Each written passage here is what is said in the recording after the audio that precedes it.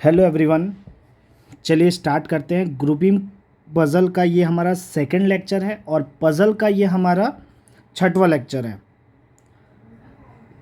पहले लेक्चर 1 से 4 तक हमने लिंकिंग पज़ल के बारे में पढ़ा जाना, और उसके बाद हमारा जो 5वां लेक्चर था वहाँ से ग्रुपिंग पज़ल के बारे में हम सीखना चालू किए। अब उसी कड़ी में ग्रुपिंग पज़ल में हम थोड़ा सा क्वेश्चन को और टफ लेके आए हैं, जो कि देखने पे आपको लगे कि हाँ ये आसानी से बन सकता है, मगर बहुत उलझन रहेगा इस क्वेश्चन में। देखना, मैं आप लोग से फिर से रिक्वेस्ट करूँगा, हमेशा की तरह हर एक लेक्चर में रिक्वेस्ट करता आया हूँ, इस लेक्चर में भी रिक्वेस्ट कर रहा हूँ कि आप सबसे पहले लेक्चर फर्स्ट को जाके देखिए, उसके बाद इस लेक्चर को देखना। शुरू से लेक्चर देखने में ये होगा, जो बात नहीं है वो ये है कि आपको समझ में बहुत आसानी से आएगा और आप इस क्वेश्चन को बेहतर तरीके से अटेम्प्ट कर पाओगे।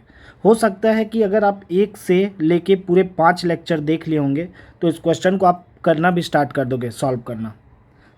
ठीक है, तो चलिए। हाँ, मैं आप लोग से एक बात और कहूँगा, क्वेश्चन को अच्छे से पढ़ना आधा आंसर देने के बराबर होता है। आप सबसे पहले शांति से क्वेश्चन को पढ़िए, क्वेश्चन के एक एक वर्ड को समझिए। अभी ये जो क्वेश्चन है इसमें हमको वही समझ में आने वाला है। चलिए स्टार्ट करते हैं। क्वेश्चन जो है हिंदी और इंग्लिश दोनों में है, ठीक है। देखिए, हम ध्यान देंगे। सबसे पहले एक और चीज़, हाँ पहले एक और चीज़ आप लोग को बता दूं, यहाँ पास मैं हाईलाइट करना चाहता हूँ कुछ चीज़ जो ज़्यादातर अभी मैं आगे आप लोग को ब्लड रिलेशन बताऊंगा, उसमें ये जो ये वर्ड को पकड़ना समझना, उसमें आसानी से समझेंगे। देखिए, कायदे से पज़ल के पहले मेरे को बहुत सारे अल्फ़ाबेट्स और सीटिंग अरेंजमेंट ये सब बताना था, तो शायद पज़ल और आसानी से सॉल्व होता। ठीक है, कोई दिक्कत नहीं है, मैं यहाँ भी बहुत अच्छे से समझा रहा हूँ आपको। सीटिंग अरेंजमेंट में जो बताना था वो इसमें भी बताऊँगा मैं।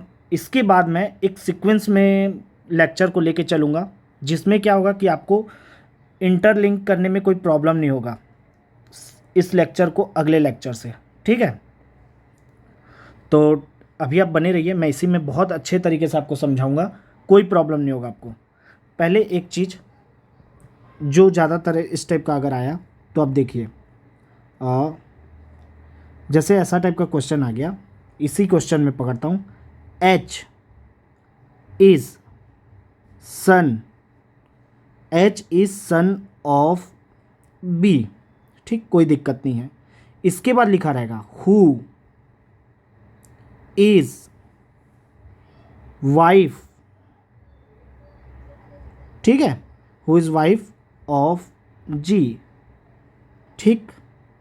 इसी को हिंदी में क्या लिखा रहेगा, हिंदी में शायद हिंदी में आपको आसानी से समझ में आ जाए। H B का पुत्र है, H B का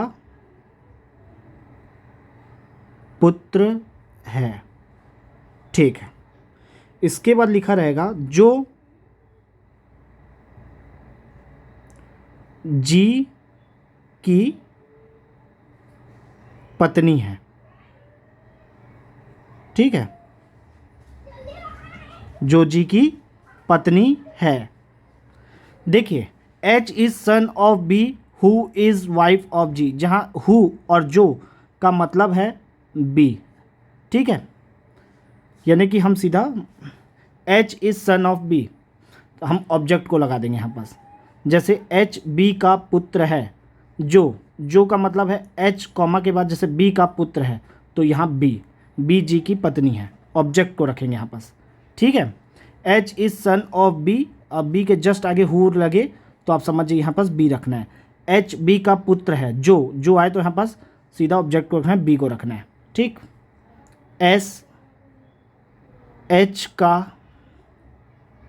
पुत्र है, जो G का भाई है, तो यहाँ पास देखिए कॉमा के H का पुत्र है, H का पुत्र है, H के का पुत्र है, तो यहाँ पास जो यानी एच आ जाएगा, एच जी का भाई है। समझ में आया? अब इसमें कोई प्रॉब्लम होगा ऐसे में? नहीं ना? चलिए ठीक है, अब आगे बढ़ते हैं।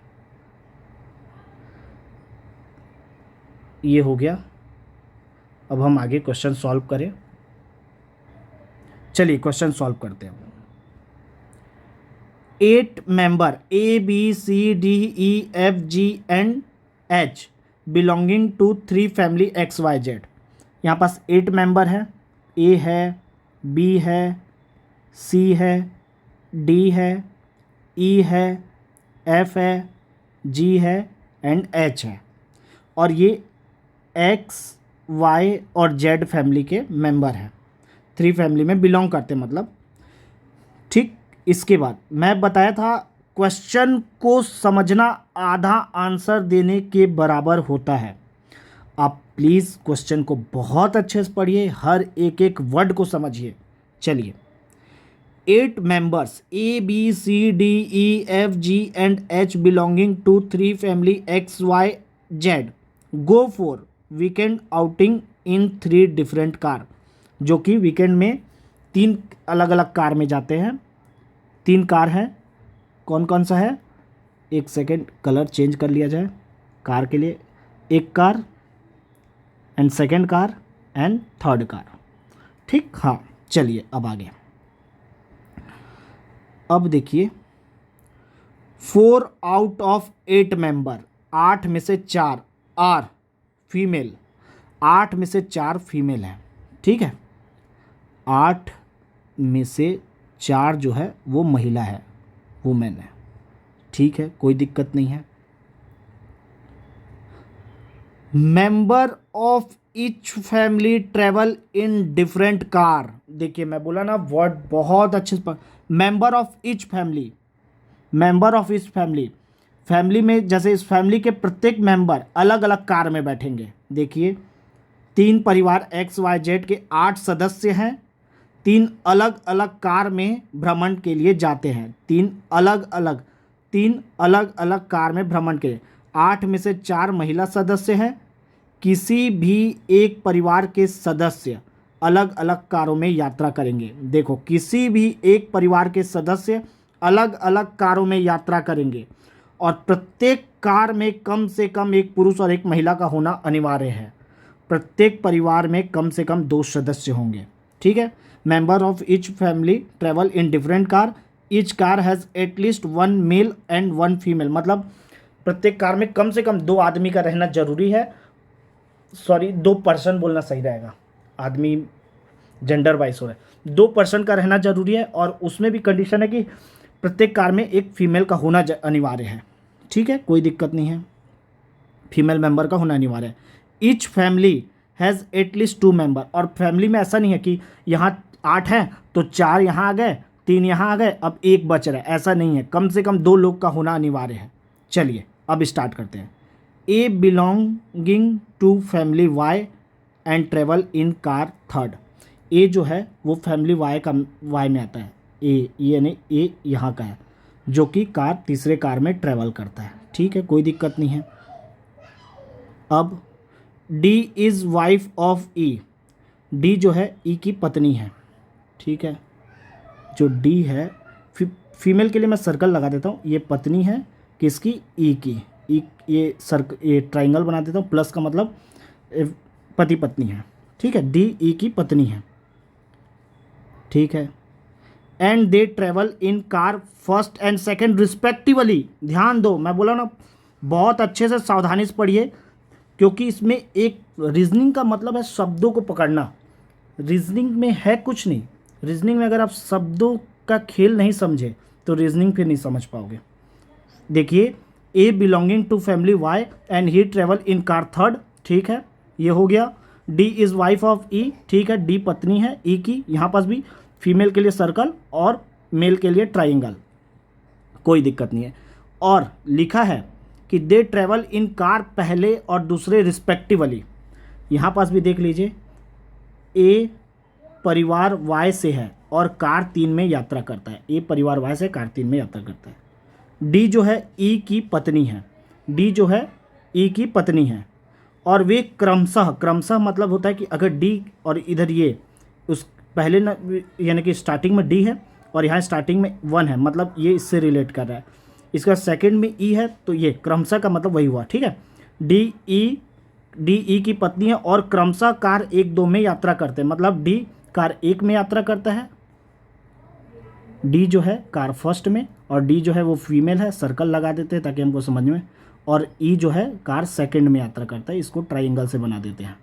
ठीक, अब आगे बढ़ते हैं। अब देखिए एक second, H is son of B, H जो है B, H is son of B, B का लड़का है, तो इसलिए लड़का है मतलब नीचे यानी दूसरी पीढ़ी है चालू हो रही है, तो इसलिए नीचे डिनोट किया हूँ ट्राइंगल में, मतलब लड़का है, बी का लड़का है। ठीक, ये देखिए H is son of B, who का मतलब यहाँ पास क्या आएगा, हु मतलब बी, मैं बताया था H is son of B, और B is wife of G, और बी जो है जी की पत्नी है, बी जो है जी की पत्नी है, प्लस से ये समझ लीजिए पति पत्नी।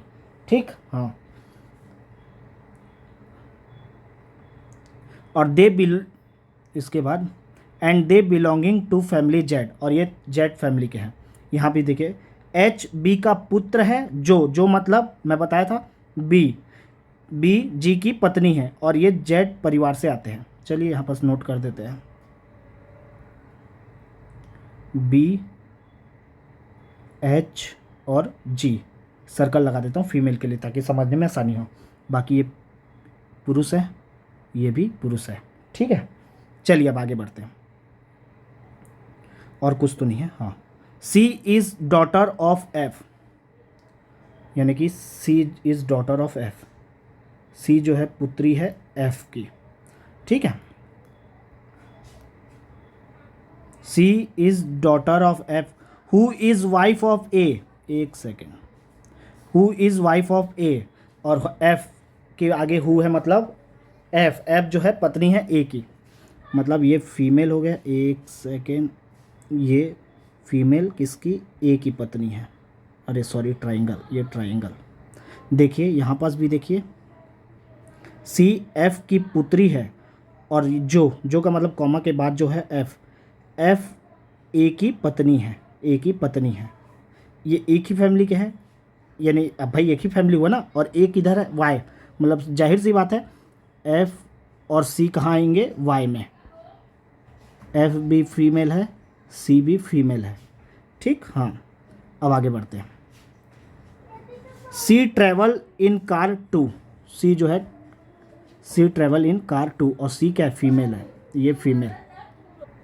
हाँ, अब देखिए C in travel in car 2, C car 2 में यात्रा करती है। ठीक है, सी कार 2 में यात्रा करती है, जी एफ के साथ यात्रा नहीं करती। इसके बाद लिखा है कि G does not travel with F, G F के साथ यात्रा नहीं करती, लिख देते हैं जी के साथ कट मट एफ, मतलब ये जी एफ अलग अलग रहेंगे, यात्रा साथ में नहीं करेंगे। चलिए अब बढ़ते हैं, देखिए ये वाला फैमिली जेड में आ गया, ये वाला फैमिली वाई में आ गया। अब यहाँ पास देखिए ए की पत्नी है, मतलब ये ट्राइंगल ही होगा। ठीक है, अब ये जो फैमिली है इधर उधर तो आ नहीं सकते, क्योंकि कम से कम प्रत्येक परिवार में स्पष्ट लिखा था पहले कि प्रत्येक परिवार में 2 सदस्य का होना जरूरी है, तो डी और ई बच गए, मतलब ये एक्स परिवार के हैं। अब चलिए, अब इन परिवारों को बारी बारी से कार में बैठा है, डी बैठ चुका है पहले कार में, तो जाहिर सी बात है इसमें स्पष्ट लिखा था कि जो भी किसी भी एक परिवार के सदस्य अलग अलग कारों में यात्रा करेंगे। जैसे ही डी कार 1 में बैठा, उसमें स्पष्ट लिखा था कि क्रमशः, मतलब ये भी बैठ चुका है। अब सी भी बैठ चुका है, इधर से वाई में सी बैठ चुका है। ठीक, सी बैठ चुका है, अब बारी है किसकी, एफ की। ठीक है, अब देखिए एफ और ए भी यहाँ बैठ चुका है, ए भी इस कार में बैठ, यानी इस परिवार का एक सदस्य इस कार में बैठ गया, एक सदस्य इस कार में, तो जाहिर सी बात है कि एफ बैठेगी इस कार में, ये भी फैमिली हो गया। अब चलिए बी, अब देखिए फीमेल 1 2 फीमेल, कितने फीमेल हैं, 1 2 3 4 फीमेल हैं, जिसमें से 3 फीमेल तो बैठ गए, मतलब और हर कार में कि एक फीमेल का बैठना ज़रूरी है। तो अब बच्चा जो फीमेल है बी, वो जाहिर सी बात है कि कहाँ बैठ ट्रेवल करेंगे, बी में, एकदम स्पष्ट है। अब देखिए जब ये इस में बैठ गए तो अब बचे कौन कौन, एच और जी की जी एफ देखते हैं। एच नहीं बैठा है कहीं भी, एच और जी, एच और जी बच गए, एच और जी। एच यहाँ इस फैमिली का ये सदस्य यहाँ बैठ गया, तो अब यहाँ बैठेंगे, दो बच गए, जो ये तो कार एक में या कार दो में।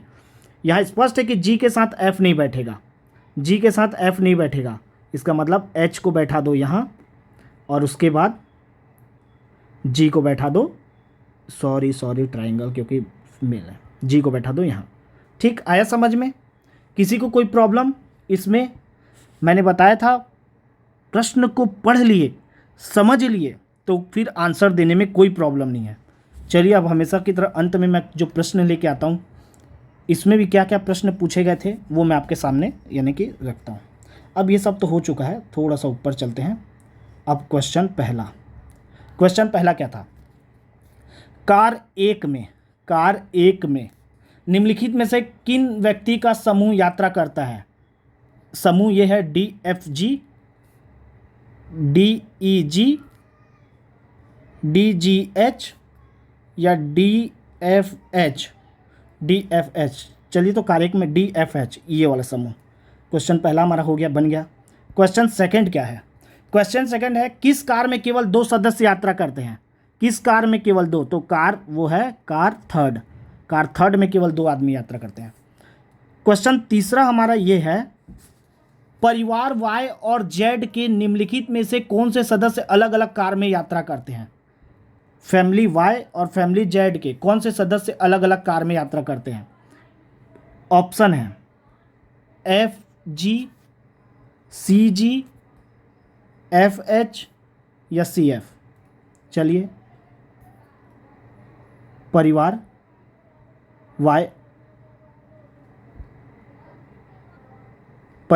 वाई के, चलिए देखते हैं परिवार वाई के। परिवार वाई और क्या था? क्वेश्चन था वाई जेड, परिवार वाई और जेड। अगर यहाँ देखें हम, वाई के ए एफ सी है और ये बी एच जी है। यहाँ पास देखिए वाई ए एफ सी अलग अलग ऑप्शन में देखते हैं। एफ और जी देखिए, एफ और जी, एफ है और जी है। क्या ये हमारा फिट बैठ रहा है? निम्नलिखित में से कौन सा व्यक्ति यानी समूह, ये क्या था क्वेश्चन? परिवार एक्स वाई निम्नलिखित कौन सा सदस्य है? क्वेश्चन क्या था? परिवार वाई जेड, परिवार वाई और जेड, वाई जेड कौन यानी कि निम्नलिखित में से कौन से सदस्य अलग अलग कार में यात्रा करते हैं? वाई जेड निम्नलिखित में से कौन से सदस्य अलग अलग कार में यात्रा करते हैं? वाई जेड, परिवार वाई और जेड। चलिए ऑप्शन देखते हैं, एफ और जी पर आओ। एफ और जी, एफ वाई का है और जी जेड का है। ठीक, ऑप्शन पहला एफ और जी। यहाँ पास देखिए कार एक और ये 2, ठीक है। इसके बाद आ जाइए ऑप्शन इसमें सेकंड में देखिए जी, सी और जी वाई जेड, ठीक है। इसके बाद आ जाइए सी जी देखिए एक ही फैमिली में ट्रेवल कर रहा है, सी जी, एक सेकेंड, ठीक है, सी जी अलग अलग नहीं है। इसके बाद आ जाइए सी जी एक ही कार में है, एक ही कार है। एफ एच एक ही car, same car.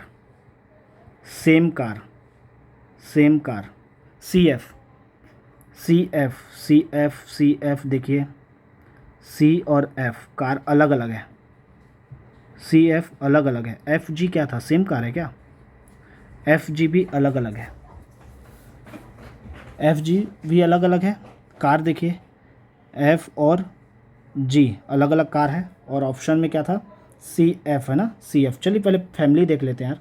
C F Y का देखिए सी और एफ, तो एक सेम फैमिली है, जबकि वाई जेड अलग अलग फैमिली बोला था, तो ये कार तो अलग है मगर फैमिली सेम है, तो ये ऑप्शन ऐसे ही कट जाता है। तो बचा कौन ऑप्शन? एफ और जी। समझ में आया? यानी इस टाइप के क्वेश्चन हमको देखने को मिल सकते हैं। किसी कोई प्रॉब्लम? निम्न, अब एक क्वेश्चन ये हो सकता है, ये हमारे पास है, निम्न में से व्यक्तियों का कौन सा समूह सभी महिलाओं का समूह है? महिलाओं का मतलब फीमेल का समूह है। निम्नलिखित कौन सा, जैसे एक सेकंड इसको वो कर दिया जाए ताकि आप लोग को ये हटा दिया जाए,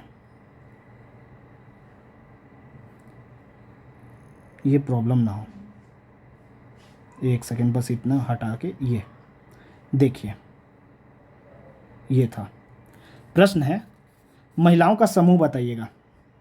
ठीक है, 4 ऑप्शन है आपके पास। पहला ऑप्शन बी, डी और जी, क्या ये फीमेल कैंडिडेट है? या ए, बी, सी, क्या ये फीमेल कैंडिडेट है? क्या डी, बी, एफ ये फीमेल कैंडिडेट है? या बी, ई, एफ ये फीमेल कैंडिडेट है? तो देखो, बी फीमेल है, ठीक है, डी फीमेल है और जी नहीं है, ये कट गया, पुरुष है। ए, बी, सी, ए तो पुरुष है, कट गया। B, D, F, B, D, F ये सही है। B, E, F, B, E तो पुरुष है, ये कट गया, ये ऑप्शन है। ठीक, समझ में आया? इस टाइप का क्वेश्चन आ सकता है। एक क्वेश्चन और देखा जाए। क्वेश्चन है परिवार एक्स एंड वाई, परिवार एक्स है, परिवार वाई है, कि निम्नलिखित में से कौन से सदस्य एक ही कार में यात्रा करते हैं? परिवार एक्स के C F, D F, C D या डी ई। परिवार एक्स वाई, परिवार एक्स सी और एफ, देखिए सी वाई का फैमिली है और एफ, एफ कहाँ, एफ भी वाई का फैमिली, तो ये तो ऐसे ही कट गया। सेम सी और एफ अलग अलग होना चाहिए था, ये कैंसल आउट हो गया। सी यानी फैमिली एक्स वाई, ये सेम फैमिली के हैं। D F, D x family का है और एफ वाई फैमिली का है। अब यहाँ पास देखो अलग अलग कार में है, डी एफ नहीं सेम कार में है, तो कट गया। फैमिली तो अलग थी, फैमिली अलग अलग थी मगर कार सेम में बैठे, यहाँ पास फैमिली ही सेम है और भले सी और एफ अलग अलग कार में बैठे हैं। ठीक, यहाँ पास फैमिली क्या हो गया, सेम, कार अलग अलग। अब सी डी, सी जो है वाई फैमिली का है, डी जो है एक्स फैमिली का है और सी डी अलग अलग कार में, ये ऑप्शन सही दिख रहा है। डी और ये क्या था, ऑप्शन ई है, डी एक्स फैमिली का और ई बी एक्स फैमिली का, तो ये भी ये ऑप्शन रहा। ठीक, और इस तरीके से हम क्वेश्चन को सॉल्व कर पाए। तो ग्रुपिंग पजल में भी आप समझ गए। अब सबसे बड़ा बात है, मैं जब आपको बताऊं, कॉलम ये जो बनाया हूं कॉलम, याद रखना लिंकिंग पजल में हम पर्सन का कॉलम बनाते थे अगर डेट ना दे और हमारे पास डे ना दे। जब ग्रुपिंग पजल आता है तो कॉलम उसका बनाते हैं कि कौन उस ग्रुप में आएगा। देखो अगर मैं केवल पर्सन का लाइन से ए बी सी डी लिख देता तो क्या एक्स कार ए फैमिली में जा रहा है, वाई ऐसा होता क्या कि ए फैमिली का ये कार है वो कार। अगर यहाँ पास क्या है, हमने देखा कि एक तो कार में अलग अलग पर्सन बैठे हैं तो एक कार का कॉलम बनाया, ये देखिए। फिर हमने देखा कि एक फैमिली में भी अलग अलग पर्सन आ रहे हैं, यानी कुछ मेंबर्स हैं जो फैमिली में भी बटेंगे, तो हमने फैमिली का कॉलम बनाया। मान लीजिए पेपर में क्वेश्चन ऐसा रहता, अभी मान लो एकदम ब्लैंक एक साइड कर देता हूँ, ये इधर आते हैं, थोड़ा सा आप समझने की कोशिश कीजिए क्योंकि समझना बहुत ज़रूरी है। अब देखिए क्वेश्चन कुछ ऐसा रहता कि यहाँ पास 8 लोग हैं, ए बी सी डी, 4 लोग हैं, चलिए 4 पर्सन हैं, 4 पर्सन हैं, ठीक है। अब इनके पास अलग अलग कुछ ये हो गए, इनके पास अलग अलग वैरायटी की कार है। होंडा के लिए एच से डिनोट करा, होंडा, टाटा, ठीक है, होंडा, टाटा, महिंद्रा, ठीक है, होंडा, टाटा, महिंद्रा, सुजुकी, ठीक है, होंडा, टाटा, महिंद्रा, सुजुकी, ये हो गया। BMW भी है, ठीक, BMW भी है, ऑडी भी है, ठीक, BMW, ऑडी, ये सब हो गया, ये हो गया, ठीक, ये हो गया, ये कार का हो गया, ये कार के लिए। इनके पास ये क्लास में यानी कि इनके बच्चे भी, अब जैसे कुछ स्टूडेंट या फिर ये टीचर पर्सन है, कार है। अब ये करना है कि ये कुछ जो पर्सन हैं, किसी के पास 2 कारें हैं, किसी के पास 3 कार हैं, किसी के पास महिंद्रा और सुजुकी है, किसी के पास BMW और ऑडी है, ऐसा टाइप का है। तो अब आप कॉलम किसका बनाओगे, तो आप जाहिर सी बात है अब ये कारें आने वाली हैं, ग्रुप इसमें शामिल होने वाली है, तो आप पर्सन का बनाओगे ABCD। मान लो ऐसा है, इसके पास होंडा और टाटा भी है, महिंद्रा भी है, इसके पास कुछ नहीं है, इसके पास सुजुकी है और BMW है, ये केवल बेचारे के पास ऑडी है। तो कॉलम किसका बनाओगे, पर्सन का। मतलब क्वेश्चन को देख के हम समझेंगे कि किसकी, यानी जो बहुत सारे मेंबर है या फिर वस्तु है, जो भी चीज़ें हैं वो किस में जा रही है, शामिल हो रही है ग्रुप में। तो इस समझ में आ रहा है, तो इस हिसाब से हम ऐसे कॉलम बनाएंगे। ठीक ठीक है, ग्रुपिंग का ही अभी पजल में ही मैं आगे लेक्चर में इन सब डाउट और प्रैक्टिस करेंगे, जितना प्रैक्टिस करेंगे उतना अच्छा क्लियर होगा डाउट। क्वेश्चन नए नए टाइप के क्वेश्चन को देखेंगे तो समझेंगे, तो हमको प्रॉब्लम नहीं होगा। ठीक है, चलिए ठीक है, ग्रुपिंग पजल का एक और क्वेश्चन लेके आऊँगा मैं नेक्स्ट लेक्चर में। Okay, thank you.